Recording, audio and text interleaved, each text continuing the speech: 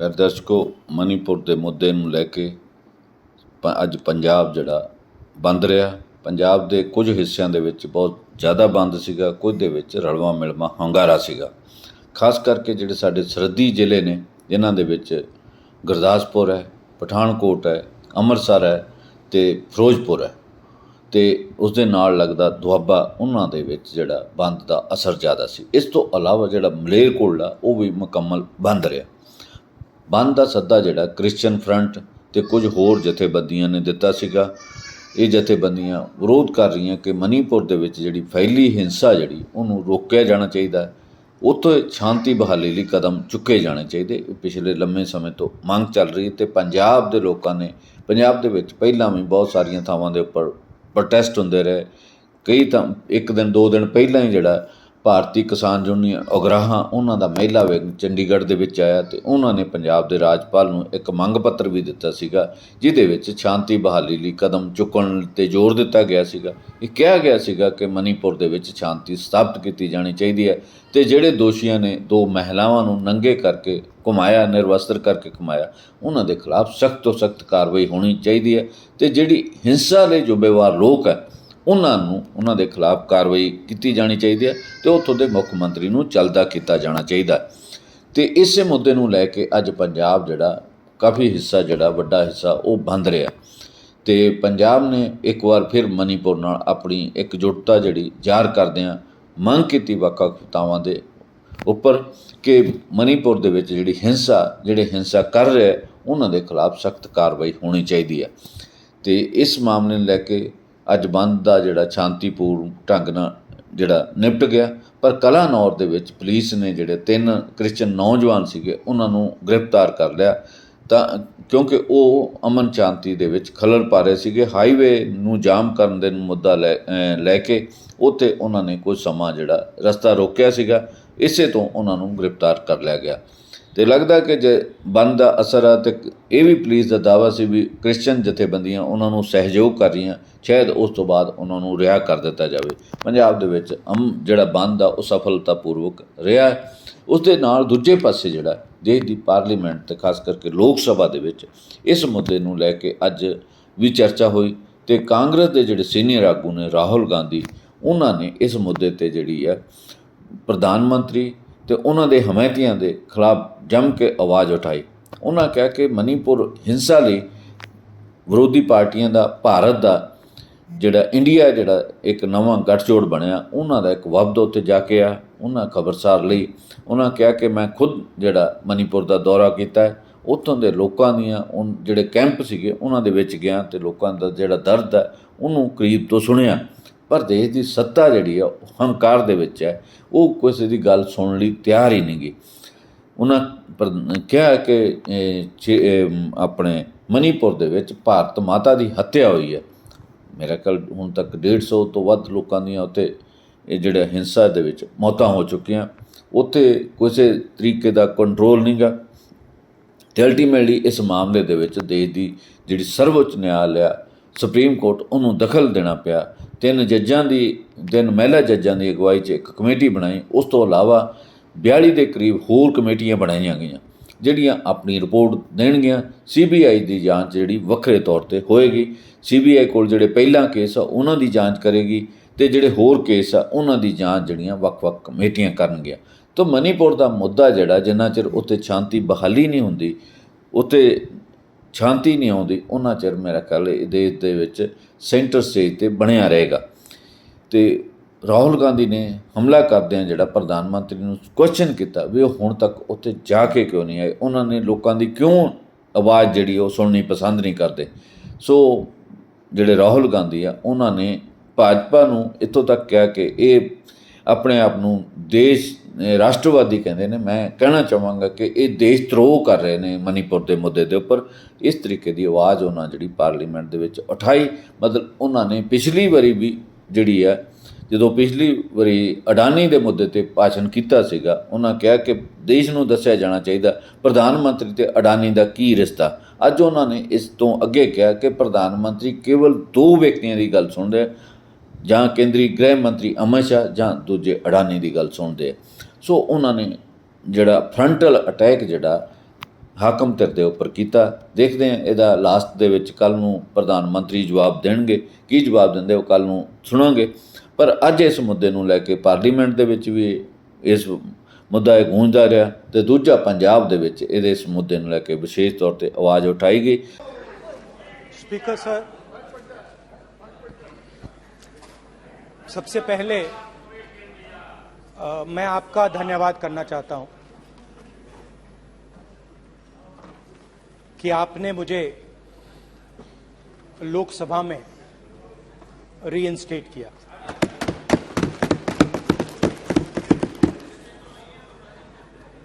और पिछली बार जब मैं बोला तो शायद मैंने आपको थोड़ा कष्ट भी पहुंचाया, क्योंकि मैंने इतनी जोरों से अदानी जी पे फोकस किया कि जो आपके सीनियर नेता हैं शायद उनको थोड़ा कष्ट हुआ। तो वो जो उनको कष्ट हुआ,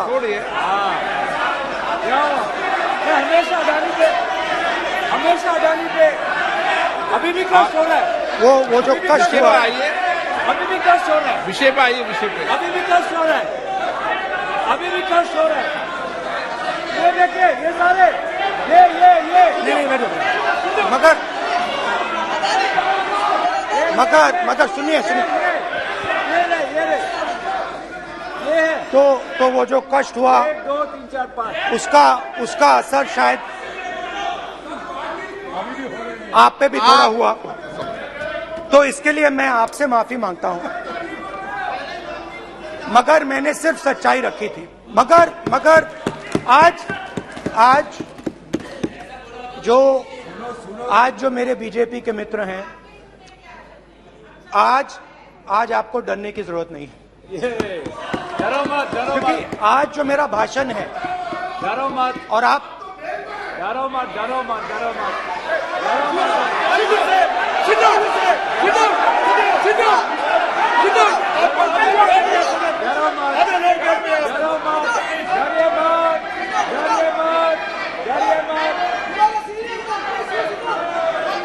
स्पीकर सर, अरे बैठो ब्रदर।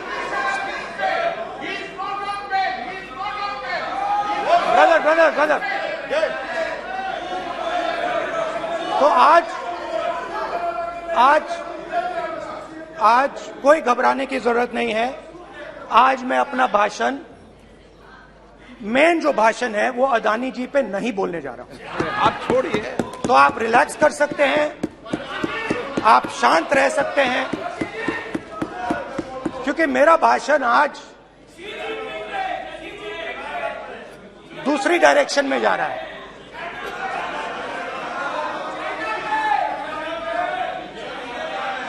रूमी ने कहा था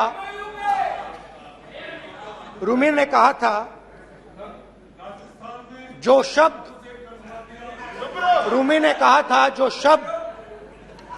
दिल से आते हैं वो शब्द दिल में जाते हैं। तो आज मैं दिमाग से नहीं बोलना चाह रहा हूं, मैं दिल से बोलना चाह रहा हूं।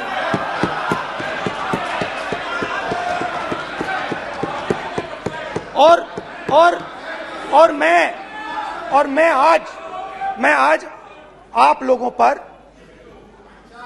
इतना आक्रमण नहीं करूंगा। मतलब एक दो गोले जरूर मारूंगा, मगर इतना नहीं मारूंगा। तो आप रिलैक्स कर सकते हैं। डरिए मत।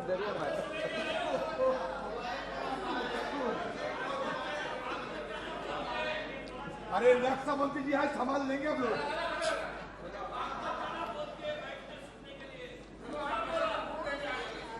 पिछले साल 130 दिन के लिए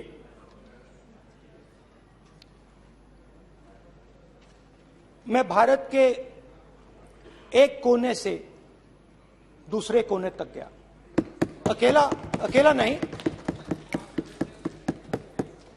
बहुत सारे लोगों के साथ।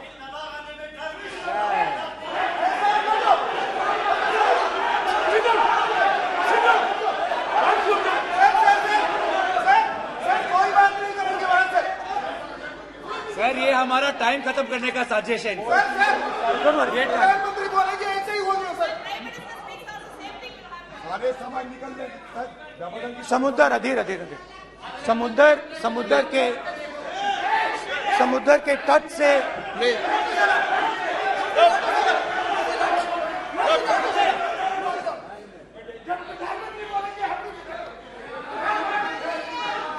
माननीय सदस्य प्लीज प्लीज ऐसे धमकाने का बात की मत बोलो यहाँ पे। हाँ प्लीज। मैं समुद्र के तट से कश्मीर की बर्फीली पहाड़ी तक चला।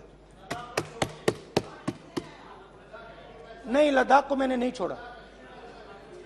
यात्रा अभी खत्म नहीं हुई है, यात्रा जारी है और जरूर लद्दाख आएंगे, घबराइए मत। बहुत सारे लोगों ने मुझसे पूछा यात्रा के दौरान, यात्रा के बाद कि राहुल तुम क्यों चल रहे हो, क्या तुम्हारा लक्ष्य क्या है, कन्याकुमारी से कश्मीर तक क्यों जा रहे हो। और जब वो मुझसे पूछते थे, शुरुआत में मेरे मुंह से जवाब नहीं निकलता।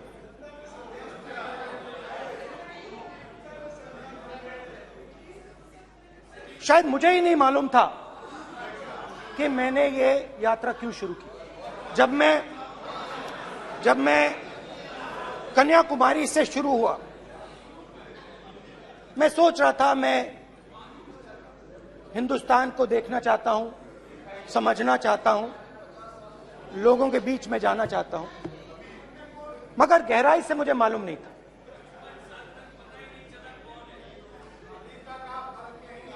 थोड़ी देर में मुझे बात समझ आने लगी।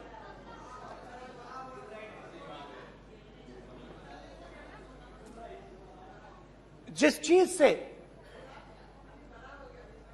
मुझे प्यार था, जिस चीज के लिए मैं मरने को तैयार हूं, जिस चीज के लिए मैं मोदी जी की जेलों में जाने को तैयार हूं, जिस चीज के लिए मैंने 10 साल हर रोज गाली खाई, उस चीज को मैं समझना चाहता था। ये है क्या जिसने मेरे दिल को इतनी। भाई आप रनिंग कमेंट्री बंद करो नहीं तो हम भी चालू करेंगे। सुनने का आप जिस चीज ने मेरे दिल को इतनी मजबूती से पकड़ रखा था, उसको मैं समझना चाहता। शुरुआत में जैसे मैंने शुरू किया, सालों से मैं हर रोज 8-10 किलोमीटर दौड़ता हूं, तो मेरे दिमाग में था कि अगर मैं 10 किलोमीटर दौड़ सकता हूं तो 25 किलोमीटर चलने का क्या मतलब, कोई बड़ी बात नहीं। ये मैंने सोचा था। आज मैं उस भावना को देखूं तो वो अहंकार था कि मैं ये कर सकता हूं, ये कुछ नहीं है। तो मेरे दिल में उस समय अहंकार था।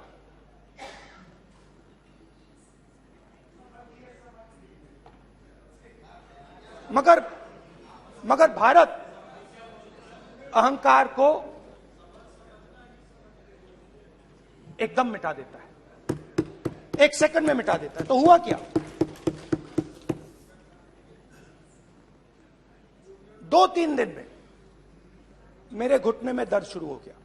पुरानी इंजरी थी और जबरदस्त दर्द।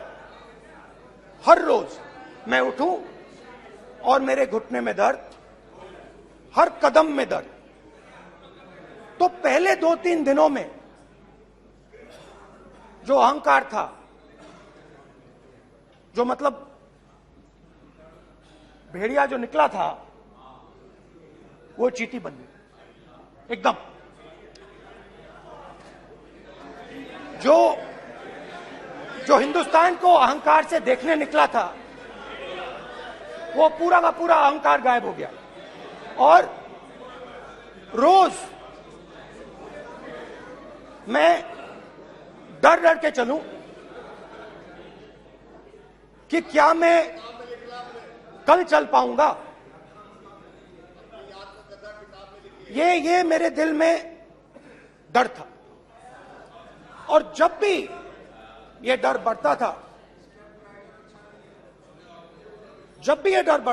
कहीं ना कहीं से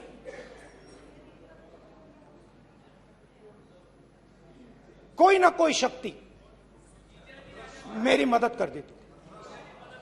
एक दिन मैं सह नहीं पा रहा था, एक छोटी सी लड़की आती है, मुझे चिट्ठी दे देती। मैंने चिट्ठी खोली, 8 साल की थी, उसमें लिखा था, Rahul, I am walking with you, don't worry. उसने मेरे पैर में चोट देखी और उसने अपनी शक्ति मुझे दे दी। सिर्फ उसने नहीं, लाखों लोग ने। और शुरुआत में जब मैं चल रहा था, कोई किसान आता था, मैं एकदम पहले उसको अपनी बात बताता था कि आपको ये करना चाहिए, आपको इस प्रकार से काम करना चाहिए। मगर इतने लोग आए, हजारों लोग आए, कि थोड़ी देर में मैं बोल नहीं पाया। जो मेरे दिल में बोलने का डिजायर था, वो बंद हो गया। बोल ही नहीं पाया, क्योंकि इतने लोगों से बोलना था। और एक सन्नाटा सा छा गया, भीड़ की आवाज थी, भारत जोड़ो, भारत जोड़ो, भारत जोड़ो। और जो मेरे से बात करता था, उसकी आवाज में सुनता गया।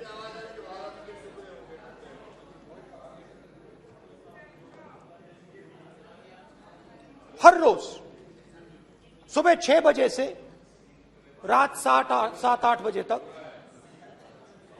आम आदमी, गरीब, अमीर, बिजनेसमैन, किसान, मजदूर, सबकी आवाज।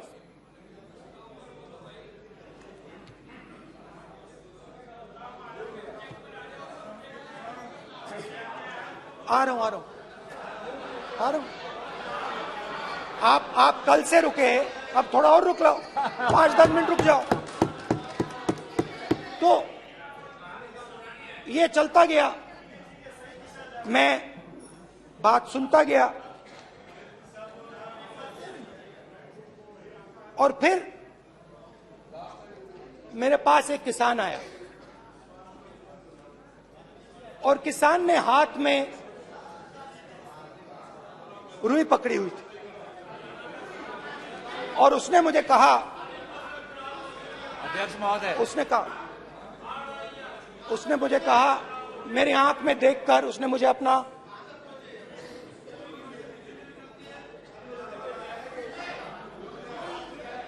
वो रुई का बंडल दिया, और उसने कहा, राहुल जी,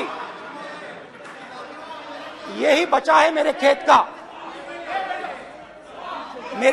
का यही बचा है, और कुछ बचा नहीं है। मैंने उससे, जो मैं नॉर्मली सवाल पूछता था, भैया आपको बीमा का पैसा मिला, वो पूछा। बीमा का पैसा मिला, वो पूछा। और किसान ने मेरा हाथ पकड़ा। किसान मुझे कहता है कि नहीं राहुल जी, मुझे बीमा का पैसा नहीं मिला, हिंदुस्तान के बड़े उद्योगपतियों ने वो मुझसे छीन लिया। मगर इस बार बड़ी अजीब सी चीज हुई। जब मैंने किसान को देखा और वो मुझसे बोल रहा था, तो जो उसके दिल में दर्द था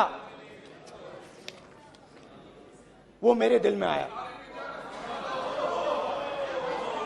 जो उसके आंखों में शर्म थी जब वो अपनी बीवी से बात करता था, वो शर्म मेरी आंखों में आई। जब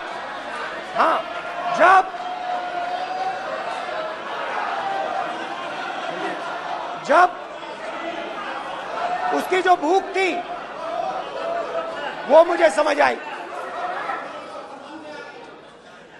और उसके बाद यात्रा बिल्कुल बदल गई। मुझे भीड़ की आवाज नहीं सुनाई देती थी, मुझे सिर्फ उस व्यक्ति की आवाज सुनाई देती थी जो मेरे साथ बात कर रहा था। उसका दर्द, उसकी चोट,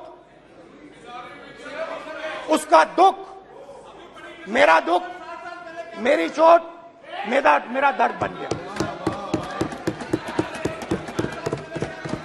समझने की कोशिश करो।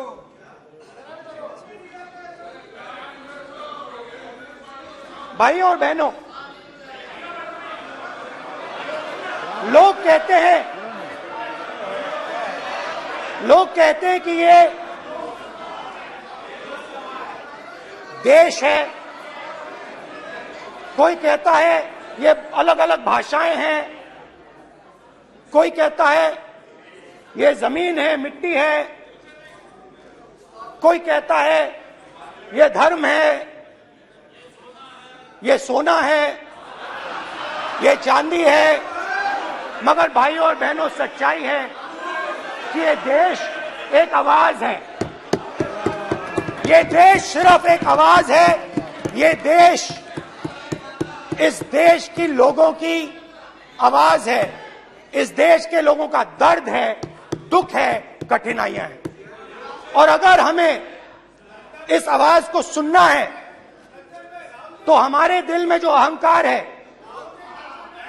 हमारे जो डिजायर्स हैं, हमारे जो सपने हैं, उनको हमें परे करना पड़ेगा।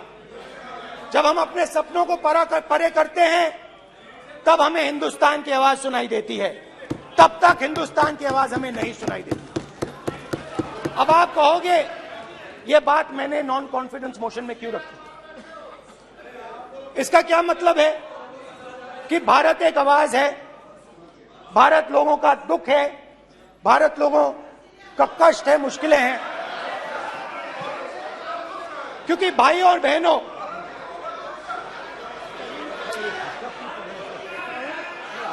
अध्यक्ष महोदय, अब पूरा सूद समेत जवाब तुमको मिलेगा, फिर पूरा सूद समेत जवाब देंगे सर।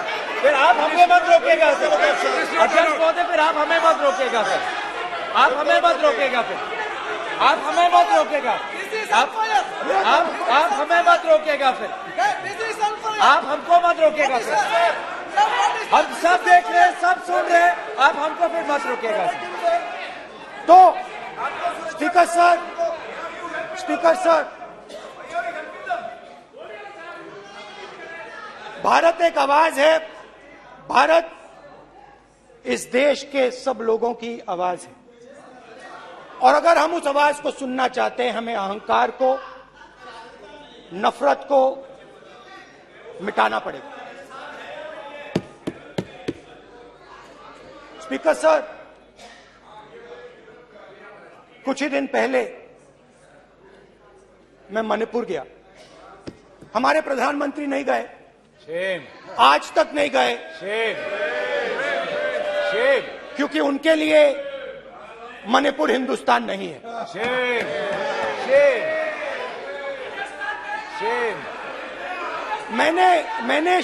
मैंने मणिपुर शब्द प्रयोग किया, मगर आज की सच्चाई यह है कि मणिपुर नहीं बचा है। मणिपुर को आपने दो भाग में कर दिया है। मणिपुर को आपने बांट दिया है, तोड़ दिया है। मैं मणिपुर में रिलीफ कैंप्स में गया। रिलीफ कैंप में आज जा रहा हूं। मणिपुर में रिलीफ कैंप में मैंने महिलाओं से बात की। ठीक है सर, अब हमको मत रोकिएगा। आप हमको मत रोकिएगा। You tolerate insult. Sir, Don't allow them. पूरा टाइम देंगे Don't सर। sit down. पूरा टाइम देंगे।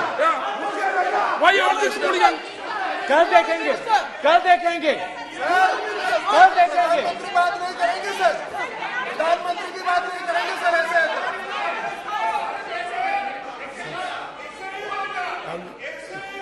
सूद समय मैं जवाब मणिपुर मिलेगा। गया और मणिपुर के कैंप्स में मैंने महिलाओं से बात की, बच्चों से बात की, जो हमारे प्रधानमंत्री जी ने आज तक नहीं किया। एक महिला मुझे कहती है, मैंने उनसे पूछा, बहन क्या हुआ आपके साथ? What's this?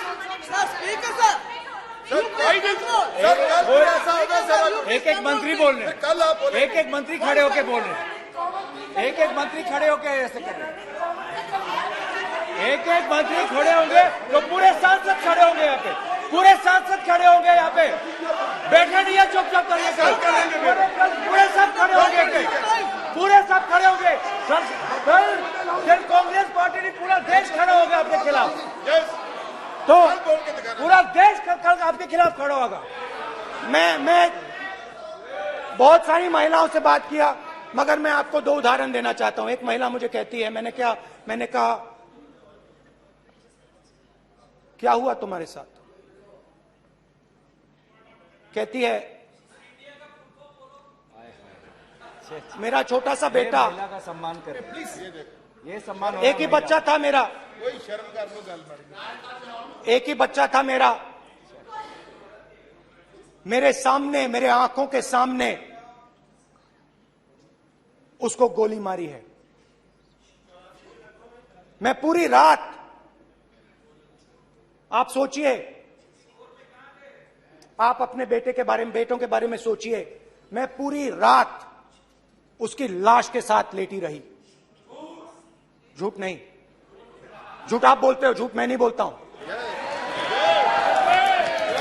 मैं पूरी रात उसकी लाश के साथ लेटी रही और फिर मुझे डर लगा, मैंने अपना घर छोड़ दिया, जो भी मेरे पास था वो मैंने छोड़ दिया। मैंने उनसे पूछा, कुछ तो लाई होगी? कहती है, नहीं, सिर्फ मेरे जो कपड़े हैं ये मेरे पास हैं। और फिर इधर उधर ढूंढती है और एक फोटो निकालती है और मुझे कहती है, यही मेरे पास अब बची है।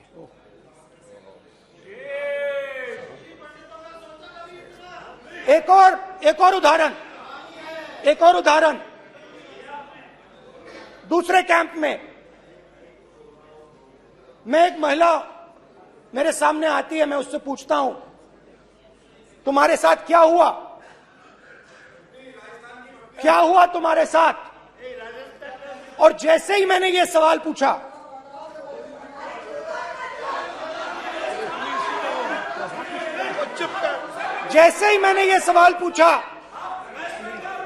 आप महिला का दर्द नहीं सुन सकते, महिलाओं का दर्द नहीं सुन सकते, महिलाओं का दर्द सुनने का आपका धैर्य नहीं है, महिलाओं का दर्द नहीं सुन सकते, महिलाओं का दर्द नहीं सुन सकते।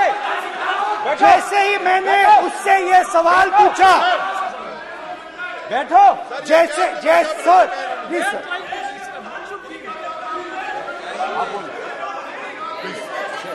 शर्म करिए, शर्म करिए। जैसे ही मैंने उससे सवाल पूछा, तुम्हारे साथ क्या हुआ, शर्म नहीं है तेरे को? वैसे ही 1 सेकंड में वो कांपने लगी। उसने अपने दिमाग में वो दृश्य देखा और वो बेहोश हो गई मेरे सामने। कांपती हुई बेहोश हो गई। तो ये मैंने आपको सिर्फ 2 उदाहरण दिए हैं। स्पीकर सर, इन्होंने मणिपुर में हिंदुस्तान की हत्या की है, सिर्फ मणिपुर की नहीं, हिंदुस्तान की हत्या की है। इनकी राजनीति ने मणिपुर को नहीं, हिंदुस्तान को मणिपुर में मारा है। हिंदुस्तान को कत्ल किया है, हिंदुस्तान का मर्डर किया है मणिपुर में।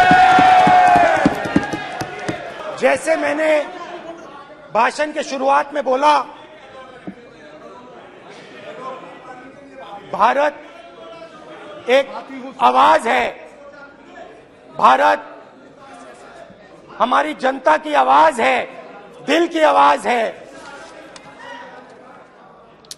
उस आवाज की हत्या आपने मणिपुर में की। इसका मतलब भारत माता की हत्या आपने मणिपुर में की।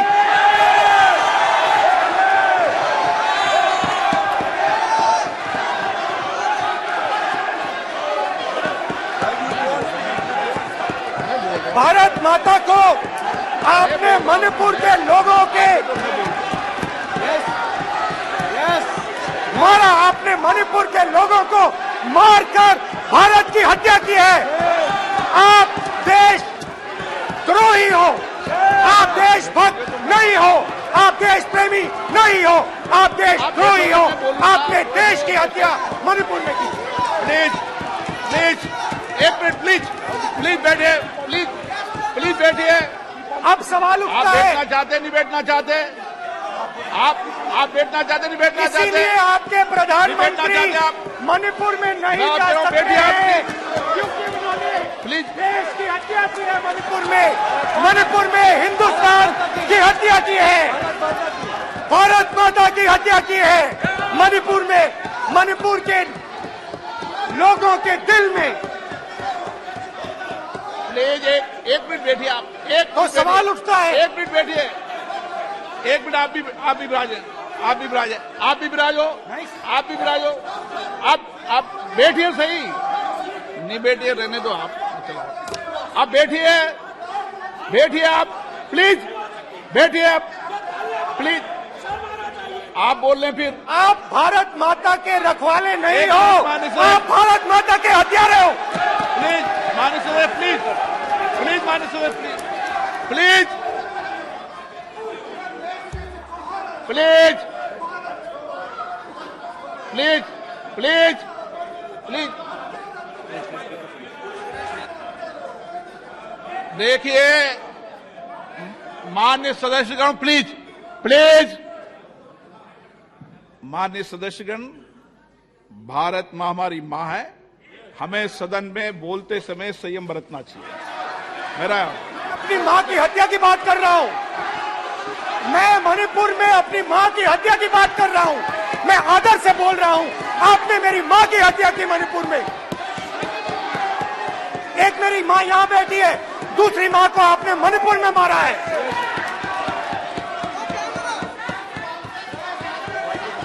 और हर रोज जब तक आप हिंसा को बंद नहीं करोगे, तब तक आप मेरी मां की हत्या कर रहे हो। हिंदुस्तान की सेना मणिपुर में एक दिन में शांति ला सकती है, हिंदुस्तान की सेना का प्रयोग नहीं कर रहे हो, क्योंकि आप हिंदुस्तान को मणिपुर में मारना चाहते हो।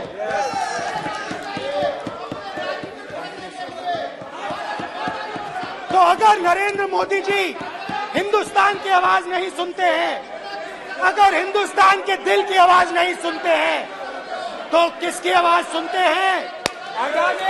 दो लोगों की आवाज सुनते हैं। इसकी आवाज सुनते हैं, इसकी आवाज सुनते हैं, माननीय सदस्य, और इसलिए सुनते हैं। नो एक गलत तरीका माननीय सदस्य, देख लीजिए गलत तरीका है। अडानी जी के लिए मोदी जी ने क्या काम किया है, देख लीजिए। ये पहले आप और ये बाद नहीं, में। गलत तरीका आपका माननीय सदस्य, आपका गलत तरीका है। आप सीनियर सदस्य हैं, आप इस तरीके का व्यवहार सदन में मत करिए। आप बात कहिए, लेकिन इस तरीके से पोस्टर लाना ये उचित नहीं है किसी तरीके से। रावण दो लोगों की सुनता था, रावण दो लोगों की सुनता था, मेघनाथ और कुंभकर्ण।